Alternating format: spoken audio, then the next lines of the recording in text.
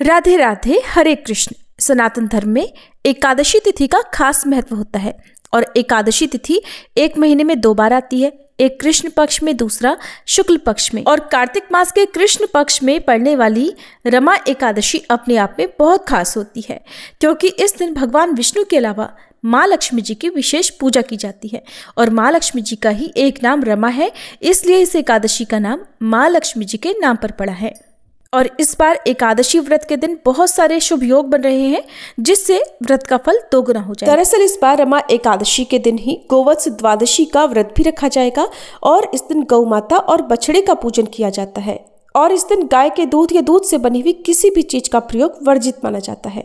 कार्तिक मास भगवान श्री कृष्ण का ही मास होता है और इस महीने में की गई तुलसी पूजा से भगवान सबसे जल्दी प्रसन्न हो जाते हैं। जो भक्त पूरे कार्तिक मास में तुलसी जी की पूजा, सेवा या दीपदान न कर पाए, वो इस महीने में कृष्ण पक्ष की रमा एकादशी के दिन यदि तुलसी जी के नीचे दीपदान करते हैं, तुलसी चालीसा का पाठ करते हैं, तो उन्हें धन लाभ भी होता है, साथ ही साथ उन्हें अंत में वैकुंठ लोक की भी प्राप्ति होती है। इस बार कार्तिक मास के कृष्ण पक्ष की एकादशी तिथि 16 अक्टूबर दिन गुरुवार को सुबह 10:36 से शुरू हो रही है और इससे पहले तक दशमी तिथि रहेगी और एकादशी तिथि समाप्त होगी 17 अक्टूबर शुक्रवार को सुबह 11:12 तक। देखा जाए तो गुरुवार को एकादशी जल्दी प्रारंभ हो रही है, लेकिन दशमी तिथि भी साथ में है और जब भी ऐसा होता है तब अगले दिन जब एकादशी और द्वादशी तिथि का संयोग होता है, उसी तिथि में व्रत रखना शुभ फलदायी माना जाता है। तो इस बार सभी वैष्णवजन, सभी गृहस्थजन केवल एक ही दिन यानी 17 अक्टूबर शुक्रवार को ही रमा एकादशी का व्रत रखेंगे और एक दिन पहले दशमी तिथि के नियमों का पालन किया जाएगा। 17 अक्टूबर शुक्रवार को ब्रह्म मुहूर्त का समय सुबह 4:52 से 5:40 तक रहेगा।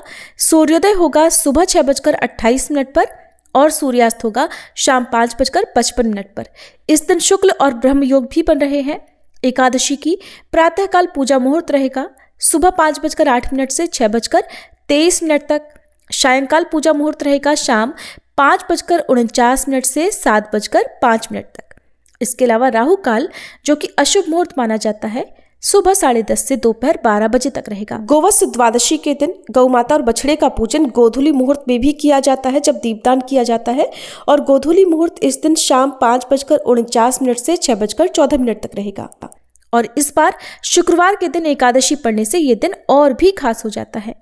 द्वादशी तिथि 17 अक्टूबर शुक्रवार को सुबह 11:13 से शुरू हो रही है और हरिवासर भी इसी समय से शुरू हो जाएगा। 18 अक्टूबर शनिवार को दोपहर 12:18 पर द्वादशी तिथि समाप्त होगी। इसके बाद से त्रयोदशी तिथि प्रारंभ हो जाएगी। हरिवासर का समय 17 अक्टूबर शुक्रवार को शाम 5:30 बजे तक रहेगा।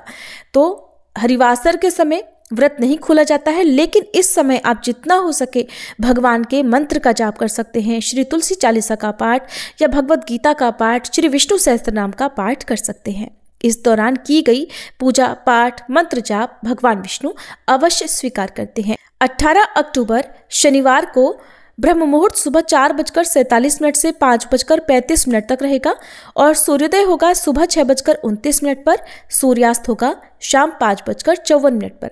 प्रातःकाल पूजा मुहूर्त सुबह 5:08 से 6:24 तक रहेगा।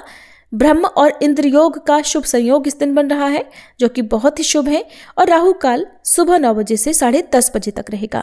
इस बार रमा एकादशी व्रत खोलने का शुभ मुहूर्त रहेगा 18 अक्टूबर शनिवार को सुबह 6:29 से 8:55 तक।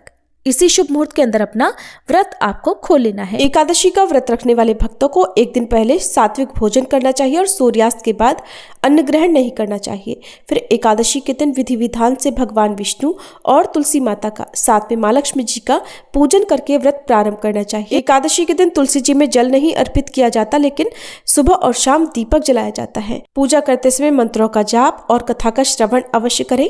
इस दिन गोवत्स द्वादशी की कथा भी सुने। गाय माता के पूजन से इस दिन 33 कोटि देवी देवताओं का आशीर्वाद भी प्राप्त हो जाता है। तो इस दिन गोवत्स द्वादशी की पूजा करने के लिए स्नान करके सुबह साफ वस्त्र पहनकर व्रत का संकल्प लें और इसके बाद गाय और बछड़े का पूजन करें। पूजन करने से पहले दोनों को साफ जल से स्नान कराएं, फिर कपड़े से पोंछकर दोनों को नया वस्त्र ओढ़ाएं और गले में फूलों की माला धारण कराएं। फिर गौ माता और बछड़े के माथे पर सिंदूर या चंदन का तिलक लगाएं और सींगों पर गेरू और गाय का घी लगाएं। फिर एक पात्र में जल, अक्षत, थोड़ी सी गंध और तिल और पुष्प डालकर मंत्र बोलते हुए उनके आगे के पैरों में जल अर्पित करें। इस दिन क्योंकि एकादशी भी है, इसलिए अक्षत का प्रयोग आप ना करें और मंत्र बोलें या फिर इस प्रकार से कहें, समुद्र मंथन के समय क्षीर सागर से उत्पन्न सुर तथा असुरों द्वारा स्वीकार की गई देव स्वरूपिणी माता, आपको बारंबार नमस्कार है। मेरे द्वारा किए गए इस अर्घ को आप स्वीकार करें। इस प्रकार जल चढ़ाने के बाद गौ माता और बछड़े को भोग लगाया जाता है और इसके बाद घी के दीपक से दोनों की आरती उतार करके उनके चरण छूकर उनका आशीर्वाद लें और अपने परिवार की खुशियों के लिए प्रार्थना करें। इस दिन गाय के खुर की रज अपने माथे पर लगाने से भी समस्त पापों से मुक्ति मिल जाती है और इस दिन आप ग्वाले को या फिर गौशाला में भी दान दे सकते हैं। आप एकादशी के दिन एकादशी का और गोवत्स द्वादशी का दोनों ही व्रत रख सकते हैं। शाम के समय यदि चाहें तो फलाहार ग्रहण कर सकते हैं, दूध का सेवन नहीं करना है और अगले दिन आप पहले भगवान विष्णु का फिर माँ तुलसी जी का पूजन करके अपना व्रत खोल सकते हैं।